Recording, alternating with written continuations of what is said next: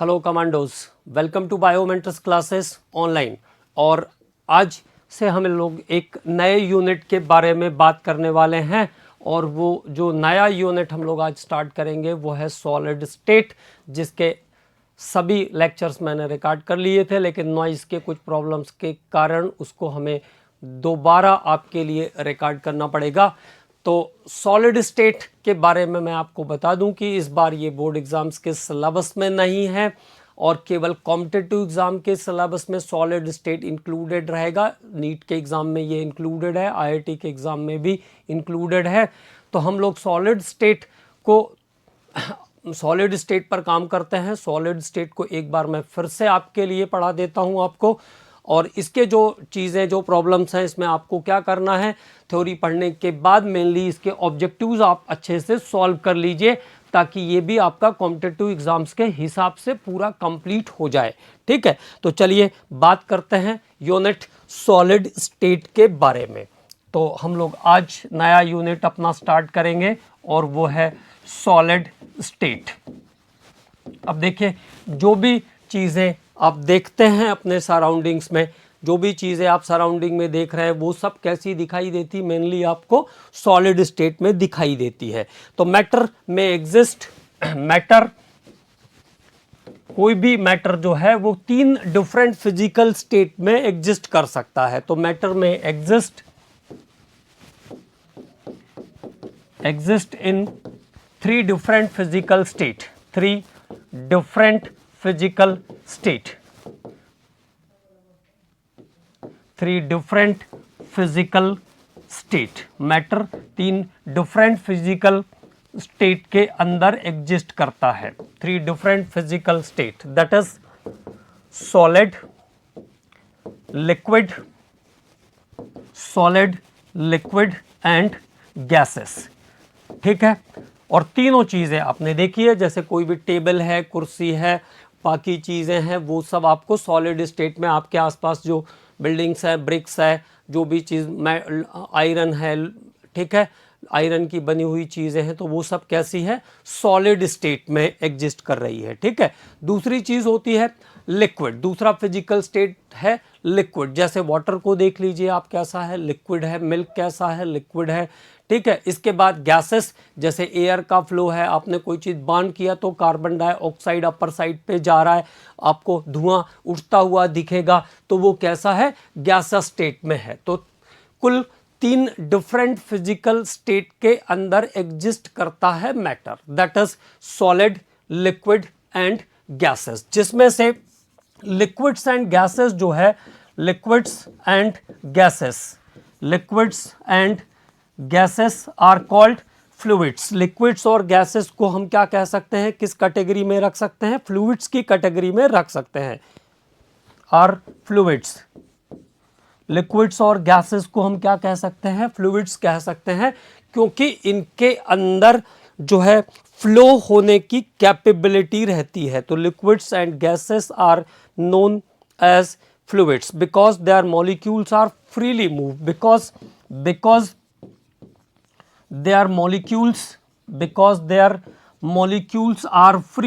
because their molecules are freely move, इनके जो molecules हैं वो फ्रीली मूव करते हैं, एक जगह से दूसरे जगह तक आराम से चल के जाते हैं, इसलिए इनको हम फ्लूइड्स भी कहते हैं। तो liquids and gases are in the category of fluids. अब बात करते हैं सॉलिड के बारे में। तो व्हाट इज द सॉलिड? तो सॉलिड को डिस्कस करना शुरू करते हैं। सॉलिड क्या होते हैं? तो सॉलिड्स क्या होंगे, लिक्विड्स और गैसेस के अंदर तो आपको पता चल गया कि इनके मॉलिक्यूल्स फ्लो कर सकते हैं, मूव कर सकते हैं, इसलिए इनको हम फ्लूइड्स कहते हैं। अब बात करेंगे सॉलिड की। तो definite shape and definite volume, definite shape and definite volume, definite shape and definite volume, definite shape and definite volume. Definite shape और डेफिनेट वॉल्यूम होता है सॉलिड का, उसके साथ साथ ये रिजिड भी होते हैं। सॉलिड्स आर रिजिड्स, ठीक है। तो definite shape and definite volume, solids are rigid, their constituent particles have fixed position, their constituent particles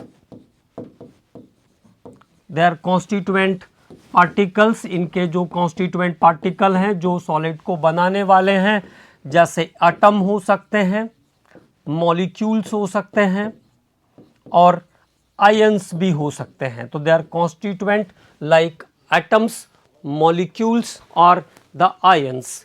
तो इनके जो constituent particles हैं, they are constituent particles like atom, molecules or ions have fixed position. ये हमेशा fix position में रहते हैं, मतलब इनकी जो स्थिति है वो हमेशा निश्चित रहती है. तो their constituent particles have fix position. इनके कॉन्स्टिट्यूएंट की जो पोजीशन है वो कैसी है, फिक्स है. And can oscillate about their mean position. Can oscillate about their mean position. तो इनमें केवल मीन पोजीशन पर ऑसिलेशन पॉसिबल होता है. Can oscillate about their mean position. इनमें फ्लूइडिटी या फ्रीली मूव करने की प्रॉपर्टी नहीं होती है. तो आपका जो भी मैटर आप देखते हैं अराउंड अस, वो 3 डिफरेंट फिजिकल स्टेट में एग्जिस्ट करते हैं, that is solid, liquid and gases. जिसमें गैसेस और लिक्विड्स को हम फ्लूइड्स की कैटेगरी में रख सकते हैं क्योंकि उनके अंदर फ्लूइडिटी या मॉलिक्यूल के फ्रीली मूवमेंट की प्रॉपर्टी होती है. जबकि सॉलिड्स कैसे होते हैं, डेफिनेट शेप और डेफिनेट वॉल्यूम वाले रिजिड स्ट्रक्चर होते हैं. इनके जो कॉन्स्टिट्यूएंट है वो फिक्स पोजीशन में होते हैं. वो केवल अपने जगह पर अपनी मीन पोजीशन पर ऑसिलेट कर सकते हैं, लेकिन वो चल नहीं सकते, फ्रीली मूव नहीं कर सकते हैं. अब इसके बाद सॉलिड्स की 2 कैटेगरी है. सॉलिड्स को हम फिर 2 डिफरेंट कैटेगरी में डिवाइड कर सकते हैं and that category of solid is. तो सॉलिड्स कुल 2 टाइप के होते हैं. 1 बाय 1 इसको हम क्लासिफाई कर लेते हैं. सॉलिड्स की कुल 2 कैटेगरी है, दैट इज क्रिस्टलाइन सॉलिड और दूसरी जो कैटेगरी है वो है अमॉर्फस सॉलिड. दूसरी जो कैटेगरी है सॉलिड की वो है अमॉर्फस सॉलिड.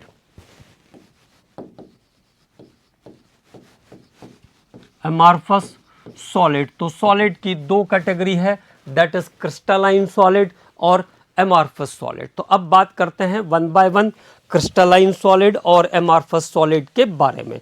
तो क्रिस्टलाइन सॉलिड क्या होते हैं, definite shape and definite volume, जिसका वॉल्यूम और शेप दोनों फिक्स होता है. डेफिनेट शेप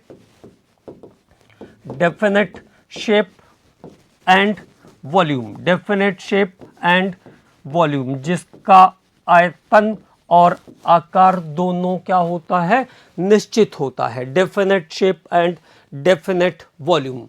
दूसरी बात, perfect order close packing. Perfect order close packing. Perfect order close packing. Perfect order close packing. Hard and rigid. Hard and rigid. कठोर और दृढ़ होते हैं. Hard and rigid. Hard and rigid. ठीक है. Sharp melting point. Sharp melting point, इनका गलनांक उच्च होता है. Sharp melting point. तो सॉलिड्स, क्रिस्टलाइन सॉलिड की क्या प्रॉपर्टी है, definite shape and volume, perfect order close packing, hard and rigid, sharp melting point, इनका गलनांक उच्च होता है. इसके साथ साथ इसमें एक और इंपॉर्टेंट प्रॉपर्टी है, तो उसके बारे में भी बात करते हैं. तो crystalline solids are hard and rigid.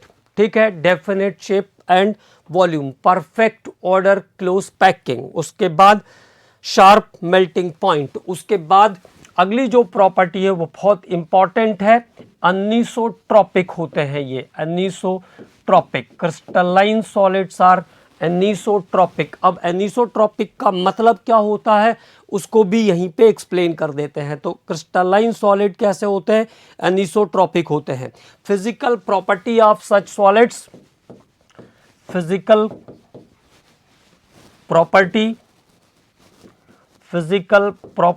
Of such solids, physical property of such solids are different in different directions. Physical property of such solids are different in different direction, are different in different directions. In solids की जो physical property होती है वो अलग अलग direction में अलग अलग होती है। Physical property of such solids are different in different directions, ठीक है। और लाइक रिफ्रैक्टिव इंडेक्स,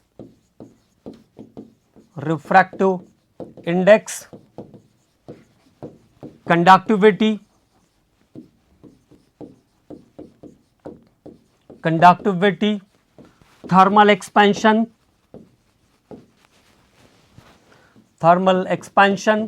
एक्सेट्रा। तो क्रिस्टलाइन सॉलिड एनिसोट्रॉपिक होते हैं। अब क्या ध्यान रखना है, देखो अब हमको इस यूनिट को कैसे कैरी ऑन करना है इसके बारे में थोड़ा सा बताएं पहले। तो कैसे कैरी ऑन करना है, जैसे क्रिस्टलाइन सॉलिड एनिसोट्रॉपिक होते हैं। अब आपको लिखने का झंझट नहीं है इस टॉपिक का, तो सीधे ध्यान रख लो क्रिस्टलाइन सॉलिड कैसे होते हैं, एनिसोट्रॉपिक होते हैं। क्या मीनिंग होता है एनिसोट्रॉपिक का, डिफरेंट डायरेक्शन में इसका refractive index, conductivity, thermal expansion, ये जो प्रॉपर्टीज है वो डिफर करती है क्रिस्टलाइन सॉलिड्स के अंदर। तो इस फिनोमेना को हम कहते हैं एनिसोट्रॉफी, इस फिनोमेना को हम कहते हैं एनिसोट्रॉफी। तो क्रिस्टलाइन सॉलिड्स जो होते हैं वो एनिसोट्रॉपिक नेचर के होते हैं, ये ध्यान रखना है। मीनिंग क्या है इस टर्म का, different physical property in different directions, different physical property in different directions. इनकी फिजिकल प्रॉपर्टी अलग अलग डायरेक्शन में अलग अलग होती है। तो ऐसे अब याद करना है इसको। क्रिस्टलाइन सॉलिड्स के एग्जांपल क्या हो जाएंगे, examples of crystalline solid NaCl हो गया, KCl हो गया, इसके बाद आपके सीजियम क्लोराइड हो सकता है, जिंक सल्फाइड हो सकता है। तो these are the crystalline solid, ये सब क्रिस्टलाइन सॉलिड के एग्जांपल्स हैं, ठीक है। तो what are the property of the crystalline solids, definite shape and volume, perfect order close packing, hard and rigid होते हैं, ठीक है। और शार्प मेल्टिंग पॉइंट होता है, इनका गलनांक उच्च होता है, एनिसोट्रॉपिक नेचर के होते हैं क्रिस्टलाइन सॉलिड्स। उसके बाद अब हम बात करते हैं दूसरे के सेकंड टॉपिक पर, अमॉर्फस सॉलिड। अब अमॉर्फस सॉलिड्स में क्या क्या चीज़ें हमें ध्यान रखना है, तो सब कुछ ऑपोजिट चलेगा। Do not have definite shape and volume, do not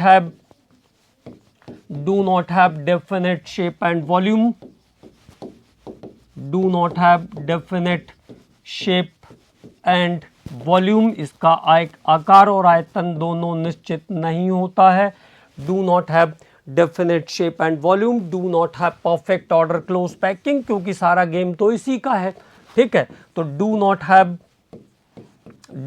have perfect order close packing, perfect order close packing, do not have perfect order closed packing, ठीक है। परफेक्ट ऑर्डर क्लोज पैकिंग नहीं होती है, थोड़ा बहुत कॉन्स्टिट्यूएंट अपनी जगह से इधर उधर जा सकते हैं, जैसे प्लास्टिक है, रबर है, आप उसको आराम से थोड़ा बहुत डिस्टॉर्ट कर सकते हैं आसानी से। तो do not have definite shape and volume, do not have perfect order close packing. और इसके बाद कंप्रेसिबल होते हैं, सॉफ्ट होते हैं, ठीक है, और कंप्रेस करके इसको डिस्ट्रॉय किया जा सकता है, ऐसा मैंने बताया आपको। तो लो मेल्टिंग पॉइंट वहाँ पे शार्प मेल्टिंग पॉइंट था, इसमें लो मेल्टिंग पॉइंट है। और अगली जो प्रॉपर्टी है ये आइसोट्रोपिक होते हैं, isotropic in nature.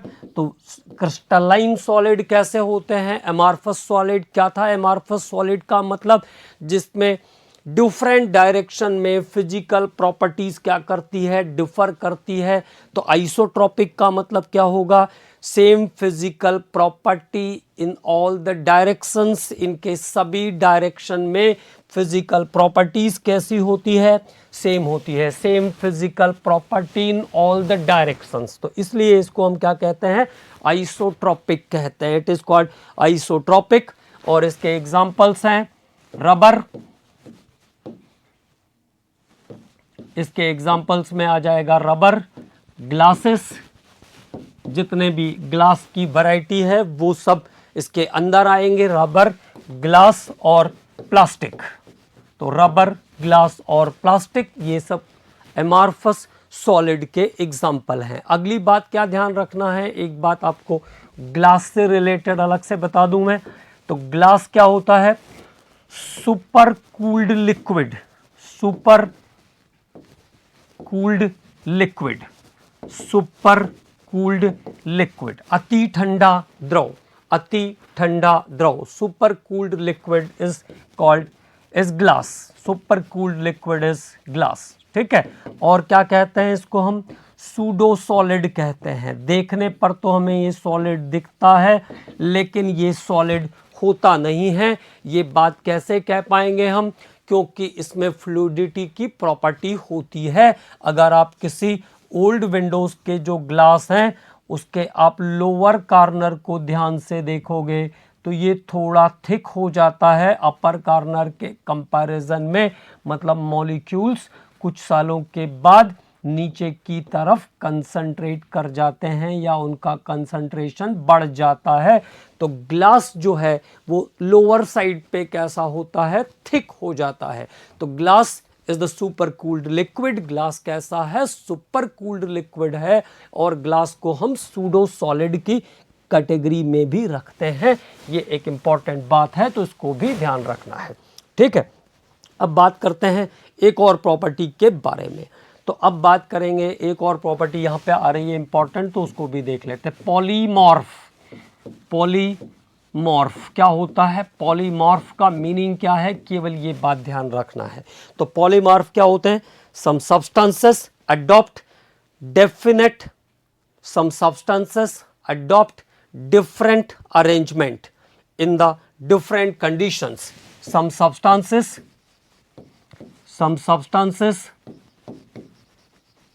adopt different, some substances adopt different, some substances adopt different arrangement,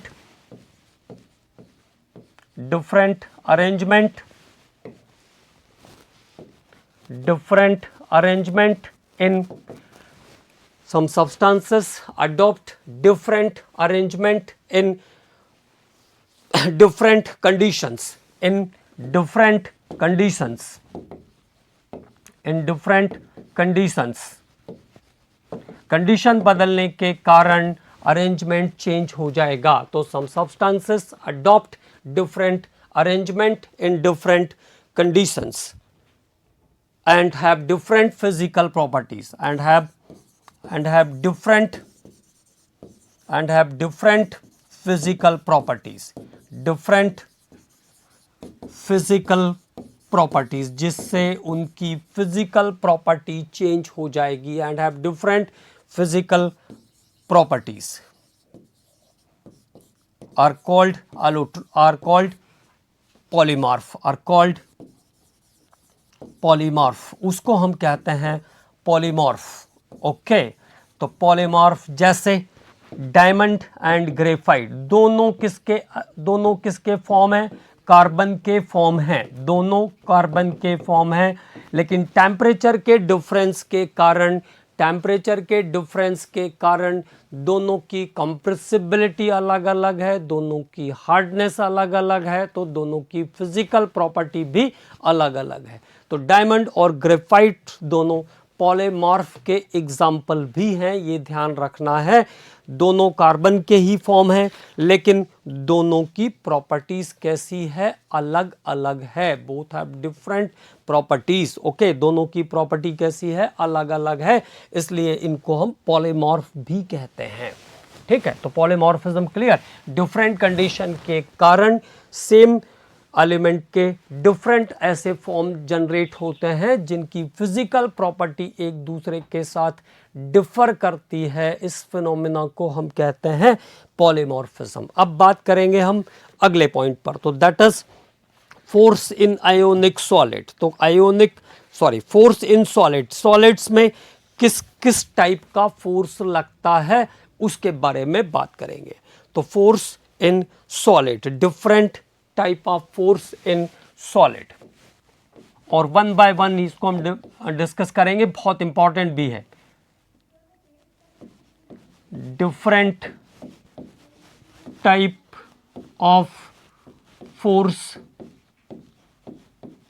in solids, अलग अलग कौन से फोर्सेस हैं जो सॉलिड में काम करते हैं, उसके बारे में बात कर रहे हैं हम। तो पहले बात कर लेते हैं जरा आयोनिक सॉलिड के बारे में। सभी चीज़ें हमें पहले से पता है, केवल हम इसको एक तरह से रिकॉल कर रहे हैं। तो आयोनिक सॉलिड कहा मैंने, तो दिमाग में क्या बात आनी चाहिए, सबसे सिंपल क्या है, सोडियम क्लोराइड सबसे सिंपल आयोनिक सॉलिड, जिसके बारे में हम हमेशा बात करते हैं। तो आयोनिक सॉलिड मतलब सोडियम क्लोराइड, सभी चीज़ें हमको इसके बारे में पता है। और इसके कॉन्स्टिट्यूएंट्स क्या है, तो आयोनिक सॉलिड में कॉन्स्टिट्यूएंट्स क्या होंगे, constituent are ions, positive charge ion and negative charge ion. तो कॉन्स्टिट्यूएंट्स को ओवरऑल हम क्या कह सकते हैं, आयंस कह सकते हैं। और क्या कह सकते हैं, कैटायन एंड एनायन, धन आयन और ऋण आयन। आयोनिक सॉलिड किससे मिलकर बने होते हैं, पॉजिटिव चार्ज आयन से पॉजिटिव और नेगेटिव चार्ज आयन से मिलकर बने होते हैं। कौन सा फोर्स काम करता है इसके बीच, ऑपोजिट चार्ज आयंस के बीच strong electrostatic force of attraction होता है। तो फोर्स क्या हो जाएगा, कौन सा फोर्स काम करता है इसके बीच, electrostatic force of attraction, electrostatic force of attraction, वैद्युत आकर्षण बल, electrostatic force of attraction, electrostatic force of attraction. और क्या कहते हैं इलेक्ट्रोस्टैटिक फोर्स ऑफ अट्रैक्शन को, coulombic attraction force, coulombic attraction force, coulombic attraction force. तो जितने भी ऐसे सब्सटेंस हैं जो आयंस से मिलकर के बने हुए हैं, जिनका कॉम्पोजिशन पॉजिटिव चार्ज और नेगेटिव चार्ज आयंस से मिलकर हुआ है, उनमें कॉन्स्टिट्यूएंट किन चीज़ों से मिलकर बने हैं, आयंस से। उसमें फोर्स ऑफ अट्रैक्शन क्या होगा, इलेक्ट्रोस्टैटिक फोर्स ऑफ अट्रैक्शन और कूलम्बिक अट्रैक्शन फोर्स, उसमें फोर्स ऑफ अट्रैक्शन के फॉर्म में प्रेजेंट होगा। ठीक है, अब बात करते हैं कोवेलेंट सॉलिड के बारे में। तो अगला पॉइंट जिस पे हम लोग बात करने वाले हैं वो है कोवेलेंट सॉलिड।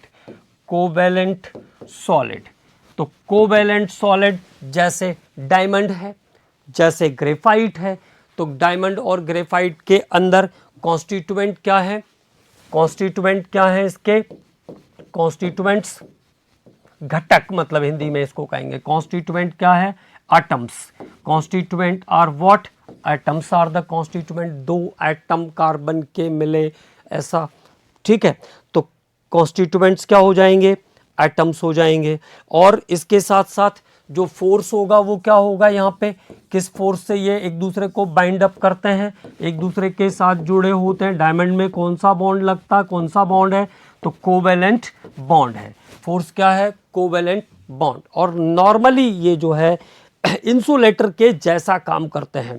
तो constituents are atoms, the force is there covalent bond, covalent bond. Example हम ऐसे ध्यान रख सकते हैं, SiO2 है, क्वार्ट्ज, डायमंड, ग्रेफाइट, तो there are some examples of the compound containing covalent bond, SiC, silicon carbide, silicon carbide, aluminum nitride. तो these are the compounds in which covalent bond is present. तो दूसरा जो force जिसके बारे में हमने बात किया, कोवेलेंट सॉलिड्स जो कि कंपोज्ड होते हैं एटम्स से और इनके अंदर जो फोर्स ऑफ अट्रैक्शन है वो क्या है, कोवेलेंट बॉन्ड है। अगले पॉइंट पे बात करते हैं। कोवेलेंट बॉन्ड के बाद बात करेंगे मॉलिक्यूलर सॉलिड्स के बारे में। तो मॉलिक्यूलर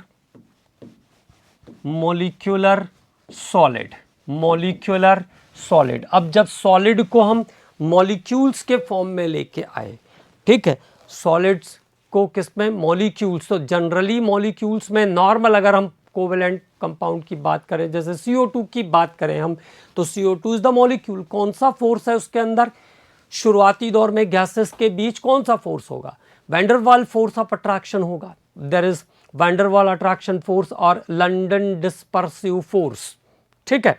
तो जो फोर्स उनके गैसेस स्टेट में होगा, जब आप उसको प्रेशर देख करके क्या कर रहे हो, लिक्विड में बदल रहे हो, लिक्विड में बदलने के बाद आपने उसको सॉलिडिफाई कर दिया, तो ये तो प्रेशर से काम हुआ, फोर्स तो वही का वही रहेगा, है ना। तो मॉलिक्यूलर सॉलिड, तो मॉलिक्यूलर सॉलिड को अब हम वन बाय वन जरा अलग अलग करके बात कर लेते हैं थोड़ी। तो मॉलिक्यूलर सॉलिड में पहले नॉन पोलर मतलब जिनमें कोई पॉजिटिव या नेगेटिव पोल की गुंजाइश नहीं है, नॉन पोलर। जैसे मैं कहूँ आर्गन को मैंने सॉलिडिफाई किया, कार्बन टेट्राक्लोराइड, कार्बन डाइऑक्साइड, इसके बाद हाइड्रोजन H2, इसके बाद मीथेन, अगर ये सब सॉलिड स्टेट के अंदर कन्वर्ट हुए, मतलब पहले लिक्विफाई करेंगे, लिक्विफाई करके हम क्या करेंगे, इसको सॉलिड में कन्वर्ट कर देंगे। तो कॉन्स्टिट्यूएंट क्या है, कॉन्स्टिट्यूएंट्स आर मॉलिक्यूल्स, वो तो क्लियरली दिख रहा है। तो कॉन्स्टिट्यूएंट्स क्या है, मॉलिक्यूल्स है। इसके बीच जो फोर्स ऑफ अट्रैक्शन होगा वो कैसा होगा, लंडन डिस्पर्सिव फोर्स, ओके। तो लंडन डिस्पर्सिव फोर्स यहां पर एक्ट कर रहा है, जिसको हम वैन डर वाल फोर्स भी कहते हैं। तो van der Waals force of attraction is there, okay. तो मॉलिक्यूलर सॉलिड सबसे ज्यादा कंफ्यूजिंग और इंपॉर्टेंट यही वाले हैं मॉलिक्यूलर। जैसे बोलेंगे सॉलिड CO2 में कौन सा फोर्स है, तो लंडन डिस्पर्सिव फोर्स होगा, ये ध्यान रखना है। तो मॉलिक्यूलर सॉलिड का पहला टॉपिक हमने कवर किया जो नॉन पोलर थे। तो नॉन पोलर मॉलिक्यूल में क्या लगेगा, लंडन डिस्पर्सिव फोर्स लगेगा। अब बात करते हैं पोलर की। पोलर लेकिन जो हाइड्रोजन बॉन्डिंग नहीं कर पाते हैं, जैसे HCl है पोलर लेकिन जिसमें हाइड्रोजन बॉन्डिंग नहीं है, सल्फर डाइऑक्साइड, इस टाइप के जो मॉलिक्यूल हैं पोलर तो हैं, राइट, डाइपोल मूवमेंट 0 तो नहीं है इसका, ठीक है, लेकिन ये हाइड्रोजन बॉन्ड नहीं बनाते हैं। तो डाइपोल इंटरैक्शन फोर्स, कौन सा फोर्स है इसमें, dipole interaction force, dipole interaction force, एक दूसरे को, एक कैसा हो जाएगा पॉजिटिव, एक कैसा हो जाएगा नेगेटिव, दूसरा मॉलिक्यूल होगा तो उसमें भी एक पॉजिटिव और एक नेगेटिव। तो ये डाइपोल इंटरैक्शन फोर्स से एक दूसरे को अट्रैक्ट करते हैं। अब पोलर जिसमें हाइड्रोजन बॉन्ड हो with hydrogen bonding, polar with hydrogen bonding, like ammonia है, वाटर है, ठीक है, हाइड्रोजन फ्लोराइड है। अगर ये पोलर हैं और हाइड्रोजन बॉन्ड भी बनाते हैं तो ये सॉलिड हो जाएंगे। जैसे वाटर को आप सॉलिड कर दोगे तो भी उसमें कौन सा फोर्स होगा, हम ऐसा कहते हैं ना, आइस इज सॉलिडिफाइड, और आइस में कौन सा फोर्स रहेगा, सॉलिड बन जाता है, क्योंकि हम कहते हैं कि वो इंटरमोलिक्यूलर हाइड्रोजन बॉन्ड बनाता है। इंटरमोलिक्यूलर हाइड्रोजन बॉन्ड बनाने के कारण आइस का जो डेंसिटी है वो वाटर से कम होता है। तो फोर्स सॉलिड स्टेट में भी फोर्स कौन सा एग्जिस्ट कर रहा है, वहाँ पे हाइड्रोजन बॉन्डिंग एग्जिस्ट कर रहा है। तो फोर्स क्या होगा यहाँ पे, हाइड्रोजन बॉन्डिंग। तो ये मॉलिक्यूलर सॉलिड की वैरायटी और उनके स्पेसिफिक फोर्सेस। नॉर्मली अगर वो परफेक्टली कोवेलेंट हैं तो उसमें लंडन डिस्पर्सिव फोर्स काम करेगा, लेकिन अगर वो पोलर हैं लेकिन हाइड्रोजन बॉन्ड नहीं बना रहे हैं तो डाइपोल डाइपोल इंटरेक्शन फोर्स काम करेगा। और अगर वो हाइड्रोजन बॉन्डिंग बना रहे हैं तो hydrogen bond act as a interaction force. Okay, अगले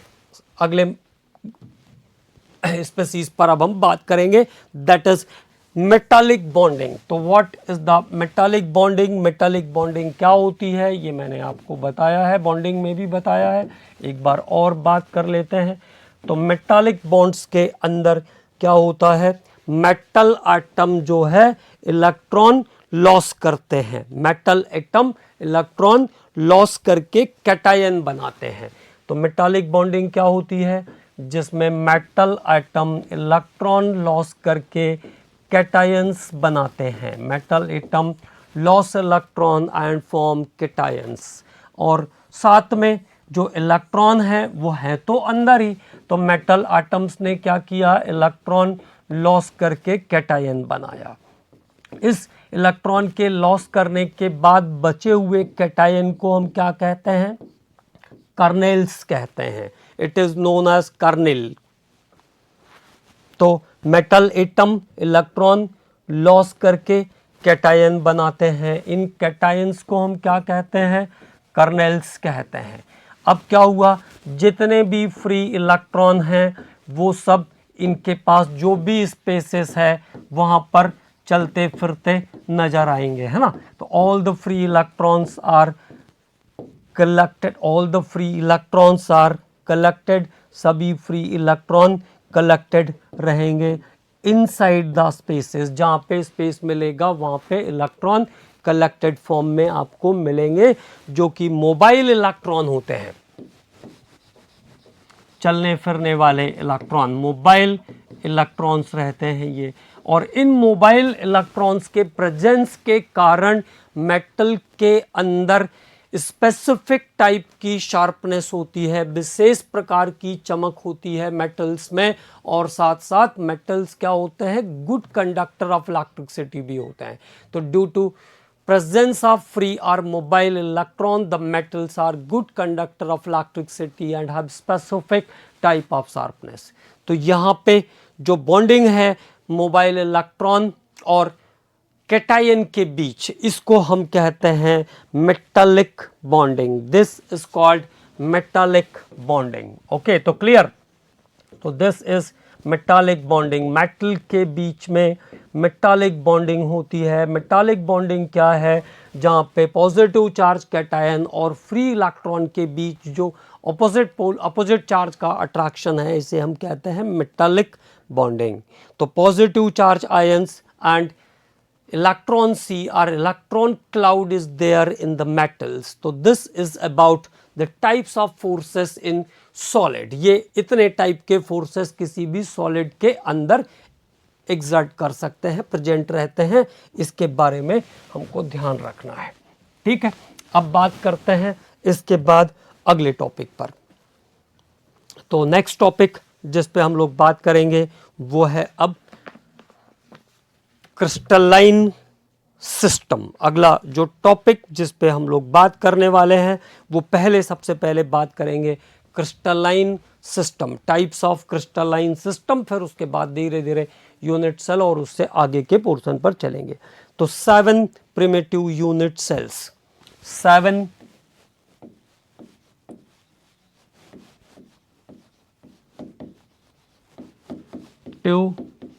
यूनिट सेल, इस टॉपिक पर हम लोग अब बात करेंगे। सबसे पहले 7 टाइप के यूनिट सेल्स होते हैं, उनके बारे में बात करेंगे और इसको याद करके रखना है, ये एक इम्पॉर्टेंट बात है। थोड़ा सा टफ तो है, लेकिन अगर कोशिश करेंगे तो बहुत आसानी से याद हो जाएगा, कोई ऐसा दिक्कत नहीं है, क्योंकि डायरेक्टली क्वेश्चन आता है और क्वेश्चन आता है तो हमें वो बनना भी चाहिए, है ना।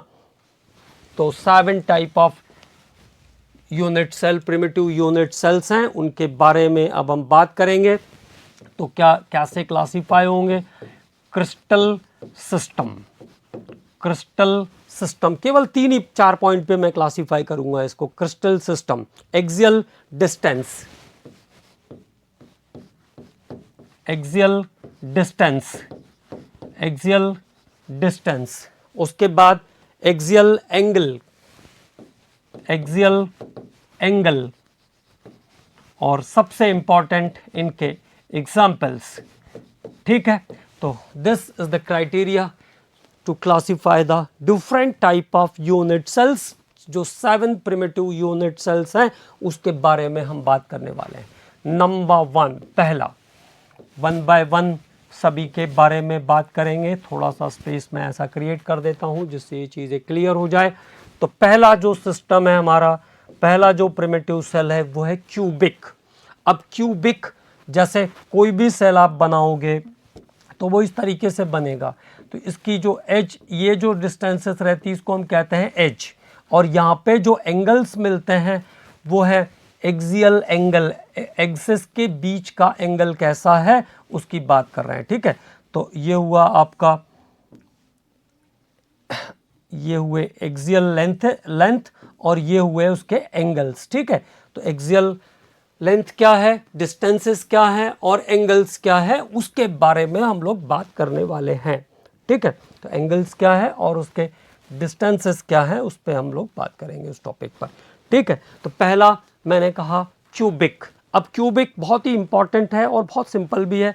देखो इसमें जो एक्सियल डिस्टेंसेस हैं that is A equal to B equal to C, मतलब तीनों जो लेंथ है A और B और C की क्यूब के अंदर वो कैसी है, बराबर है। जैसे एक 5 सेंटीमीटर का है तो बाकी भी दोनों 5-5 सेंटीमीटर के होंगे। ठीक है, तो एक्सियल लेंथ कितनी हो गई, A equal to B equal to C, और एंगल देखिए यहाँ पे alpha equal to beta equal to gamma equal to 90। तो अल्फा, बीटा और गामा जो तीनों एंगल हैं, एक्सिस एंगल जो है वो तीनों बराबर हैं यहाँ पे। तो एक्सियल एंगल के बारे में बात कर रहे हैं, तो alpha equal to beta equal to gamma equal to 90।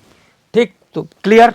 Cubic क्या होता है, जिसमें एक्सियल लेंथ बराबर और एक्सियल एंगल्स भी जो है वो सब 90 के हैं, alpha beta gamma equal to 90।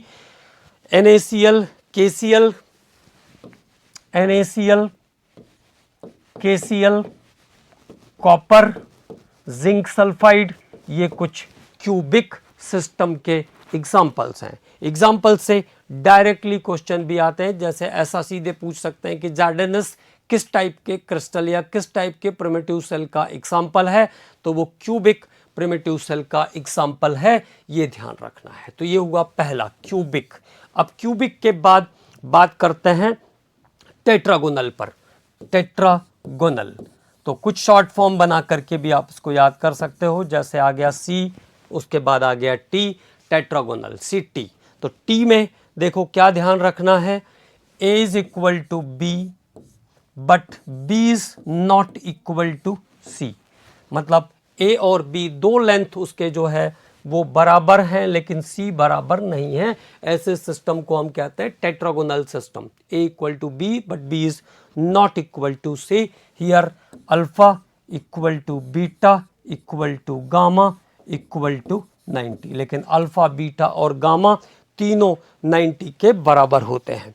Calcium sulphate, white tin, calcium sulphate, white tin, white tin, SnO2, ये सब टेट्रागोनल सिस्टम के एग्जाम्पल हैं। तो देखो अब ऐसे क्यूबिक में तीनों alpha beta gamma equal, tetragonal में भी अल्फा बीटा गामा इक्वल, एक लेंथ को मैंने यहाँ पे कैंसिल करके रखा है। अब एज इट इज हम आगे के एग्जाम्पल्स पर भी बात करते हैं, स्पेस रहेगा तो क्लियरली समझ में आएगी बातें, इसलिए पूरा स्पेस क्लियर कर लेते हैं। ठीक है, तो टेट्रागोनल हो गया। इसके बाद बात करते हैं तीसरे सिस्टम पर, that is orthorhombic, orthorhombic, orthorhombic system, orthorhombic, orthorhombic में क्या होगा, अब ध्यान से देखिए। तो ऑर्थोरोम्बिक में a is not equal to B, वहां पे एक लाइन कट किया था मैंने, यहां पे दोनों कट कर दिया। a is not equal to B, b is not equal to C, but axial length, axial angles alpha equal to beta equal to gamma equal to 90। Alpha, beta और gamma तीनों 90 के बराबर ही हैं। Alpha equal to beta equal to gamma equal to 90। अब orthorhombic का एक example जो आप डेली लाइफ में देखते हैं उसको मैं रिलेट कर देता हूं, तो आपको बात समझ में आ जाएगी। जैसे मैच बॉक्स है माचिस का डिब्बा, उसका जो लेंथ होता है इधर वाला वो थोड़ा ज़्यादा, चौड़ाई थोड़ी कम और ऊंचाई उससे भी थोड़ी कम, लेकिन सभी एंगल कहाँ पर हैं, 90 पर हैं। तो that is orthorhombic system. Match box orthorhombic system का एग्जाम्पल है। ठीक है, तो क्या क्या कह सकते हैं एग्जाम्पल में, मैच बॉक्स, माचिस का डिब्बा ऑर्थोरोम्बिक सिस्टम का एग्जाम्पल है मैच बॉक्स। मैच बॉक्स के साथ साथ rhombic sulphur, rhombic sulphur, sulphur का एलोट्रॉप है रोम्बिक सल्फर। तो match box, rhombic sulphur, rhombic sulphur के बाद CaCO3, calcium carbonate, rhombic sulphur, rhombic का एग्जाम्पल है बेरियम सल्फेट, BaSO4। ठीक है, ये सब किसके एग्जाम्पल हैं, ऑर्थोरोम्बिक सिस्टम के एग्जाम्पल हैं। तो ये अब हमारे पास तीन हो गए। पहले वाले में हमने क्या कहा था, क्यूबिक में A equal to B equal to C, alpha beta, alpha equal to beta equal to gamma equal to 90। दूसरे वाले में हमने क्या कहा, टेट्रागोनल में A equal to B but B is not equal to C but all the angles are equal to 90। तीसरे orthorhombic पे आए तो फिर तीनों लेंथ बराबर नहीं है लेकिन तीनों एंगल 90 के इक्वल हैं। तो ये तीन सिस्टम याद हो गए। अब आ जाइए चौथे सिस्टम पे। तो फोर्थ सिस्टम क्या है हमारे पास, उसकी बात करते हैं। What is the fourth system. तो ये हो गया था हमारा ऑर्थोरोम्बिक तक। ऑर्थोरोम्बिक के बाद अब अपोजिट डायरेक्शन में चलो। ऑर्थोरोम्बिक जैसा ही मोनोक्लाइनिक, मोनोक्लाइनिक। तो मोनोक्लाइनिक को कैसे ध्यान रखेंगे, फिर से A is not equal to B is not equal to C. Alpha और बीटा मोनोक्लाइनिक में पहले एजेस, तो एजेस तीनों बराबर नहीं है। Alpha equal to gamma equal to 90, alpha equal to gamma equal to 90। Beta is not equal to 90, beta यहाँ पे 90 डिग्री का नहीं है। ये मोनोक्लाइनिक सिस्टम सबसे कॉमन एग्जांपल हो जाएगा मोनोक्लाइनिक सल्फर। मोनोक्लाइनिक सल्फर इसका सबसे कॉमन एग्जांपल हो जाएगा। तो कॉमन एग्जांपल इज मोनोक्लाइनिक सल्फर। इसके बाद Na2SO4.10 वाटर, Na2SO4.10 वाटर जिसको हम ग्लोबर सॉल्ट कहते हैं, ये भी इसका एग्जांपल है, ग्लोबर सॉल्ट। ठीक है, ग्लोबर सॉल्ट के साथ साथ मोनोक्लाइनिक का एक और एग्जांपल है PbCrO4 lead chromate. PbCrO4 is also an example of monoclinic sulphur. तो देखो अब फिर से एक बार ऑर्थोरोम्बिक और मोनोक्लाइनिक दोनों में ही तीनों जो लेंथ है वो इक्वल नहीं है। ऑर्थोरोम्बिक में तीनों एंगल 90 पर थे। अब मोनोक्लाइनिक में अल्फा गामा 90, बीटा 90 नहीं है। इसके बाद अगले सिस्टम पर बात करते हैं। तो ये हो गया हमारा चौथा सिस्टम। पांचवा सिस्टम हेक्सागोनल। हेक्सागोनल तो नाम से ही समझ में आ रहा है, हेक्सागोनल षटभुजी तंत्र क्या होता है उसके बारे में बात करते हैं। तो हेक्सागोनल में ऐसा जैसे ये हुआ ना हेक्सागोन जैसा, तो दो लेंथ बराबर रहती है लेकिन तीसरी लेंथ बराबर नहीं रहती। तो A equal to B, B is not equal to C. A equal to B but B is not equal to C in hexagonal. और इसमें एक एंगल जो है वो 120 का भी रहता है। तो alpha beta equal to 90, alpha equal to beta equal to 90 और गामा इक्वल टू या गामा इक्वल टू 120। तो गामा यहाँ पे कितने का रहेगा? हेक्सागोनल में 120 का रहेगा। सबसे बेस्ट एग्जांपल होगा इसका ग्रेफाइट। तो graphite is a hexagonal system. Graphite एक हेक्सागोनल सिस्टम है। इसके साथ साथ ग्रेफाइट के साथ साथ ZnO, CdS zinc oxide, cadmium oxide, cadmium sulphide, zinc oxide, cadmium sulphide, CdS, ये भी हेक्सागोनल सिस्टम का एग्जाम्पल है। तो these are the example of hexagonal system. Hexagonal के बाद अगले पर बात करते हैं। हेक्सागोनल के बाद अगला है रोम्बोहेड्रल। रोम्बोहेड्रल, रोम्बोहेड्रल, इसको ट्राइक्लिनिक भी कहते हैं। ट्राइक्लिनिक, रोम्बोहेड्रल और ट्राइक्लिनिक। अब रोम्बोहेड्रल या ट्राइक्लिनिक में तीनों axes A equal to B equal to C, but here alpha equal to beta equal to gamma not equal to 90। तीनों ही एंगल 90 नहीं होते हैं किसी भी रोम्बोहेड्रल सिस्टम के अंदर। और एज लेंथ तीनों बराबर है।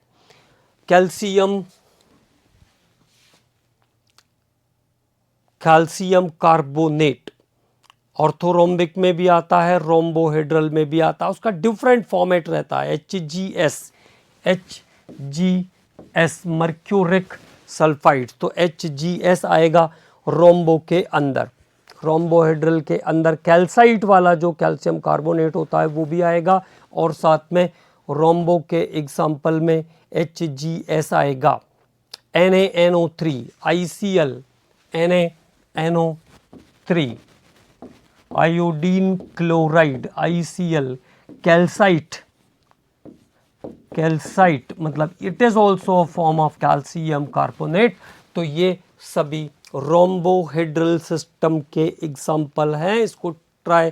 इसको ट्राइगोनल भी कहते हैं। मैंने ट्राइक्लिनिक लिख दिया क्या? नहीं, ट्राइगोनल कहना चाहिए, ये यहाँ पे रॉन्ग हो रहा है। This is trigonal, trigonal system है ये। अगला सिस्टम जो आएगा वो ट्राइक्लिनिक। ठीक है, अगले सिस्टम पे बात करते हैं। अब अगला और 7th जो सिस्टम है वो है ट्राइक्लिनिक। ट्राइक्लिनिक, तो ट्राइक्लिनिक में क्या क्या चीजें ध्यान रखना है? बिल्कुल सिंपल है ये भी। A is not equal to B is not equal to C, alpha is not equal to beta is not equal to gamma is not equal to 90। Okay, तो alpha, beta and gamma is also here not equal to 90. Okay, alpha is not equal to beta is not equal to gamma is not equal to 90. This is a triclinic system. K2Cr2O7 important examples हैं, लेकिन इसके K2Cr2O7, potassium dichromate, blue vitriol, copper sulfate, dot 5 water is the blue vitriol, blue vitriol. और अगला जो example है इसका वो है boric acid, H3BO3, H3BO3 boric acid. Okay, तो these are the examples of a triclinic system. Rhombohedral को ध्यान रखना, वो ट्राइगोनल है, गलती से ट्राइक्लिनिक लिख दिया था मैंने, but it is a trigonal system. तो this is about the 7 different type of primitive system। ठीक है, ये 7 different type of primitive system के बारे में हम लोगों ने बात किया। अब अगले टॉपिक पर बात करते हैं। अगला टॉपिक है types of symmetry in crystal. Crystal में किस किस टाइप की सिमेट्री मिलती है उसकी बात करेंगे। तो केवल नंबर याद रखना है। Types of symmetry in crystal।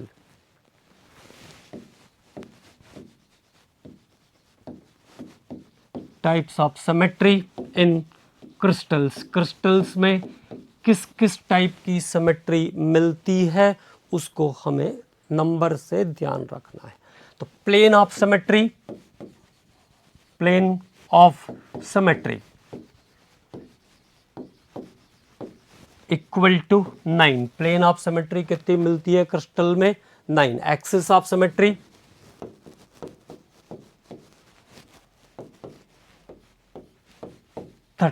और सेंटर ऑफ सिमेट्री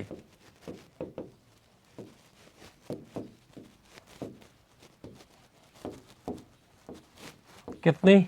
1। तो टोटल कितनी हो गई?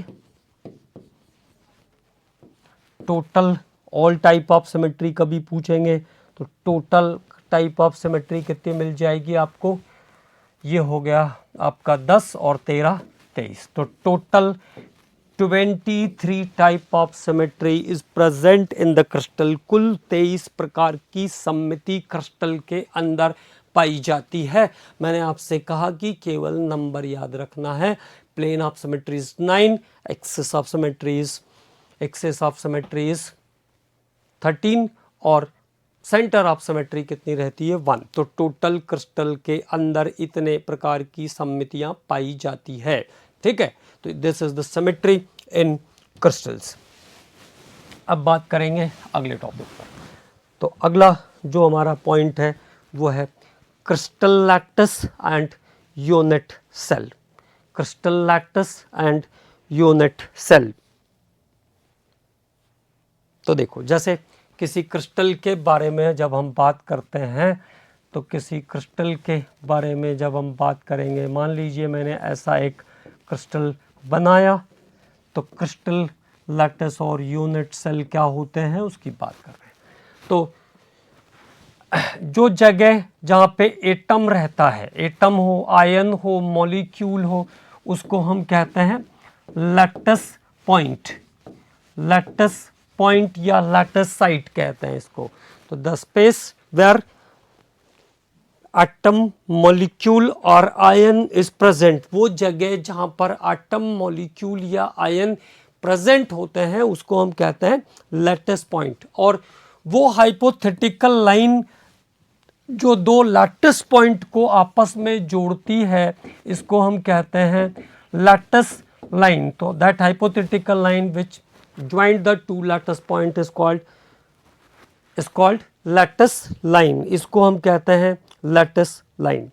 ठीक है, अब एक छोटा अरेंजमेंट हुआ कर लैटिस पॉइंट का, ठीक, और वो सबसे छोटा अरेंजमेंट जो बार बार रिपीट होकर के क्रिस्टल को फॉर्म करता है, उस सबसे छोटे प्रॉपर अरेंजमेंट को हम क्या कहते हैं? यूनिट सेल कहते हैं। तो यूनिट सेल क्या है? Smallest portion of a crystal lattice, unit cell. What is the unit cell? Smallest portion, smallest portion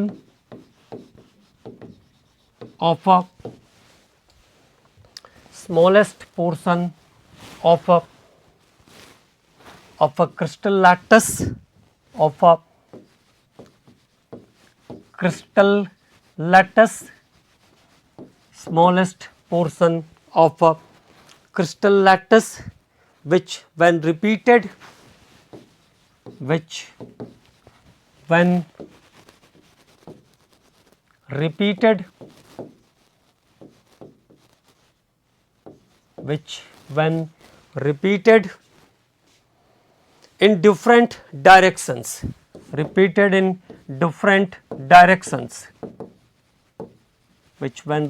in different directions, जब वो अलग अलग दिशाओं में बार बार रिपीट करता है, repeated in different direction, it generate entire crystal, it generate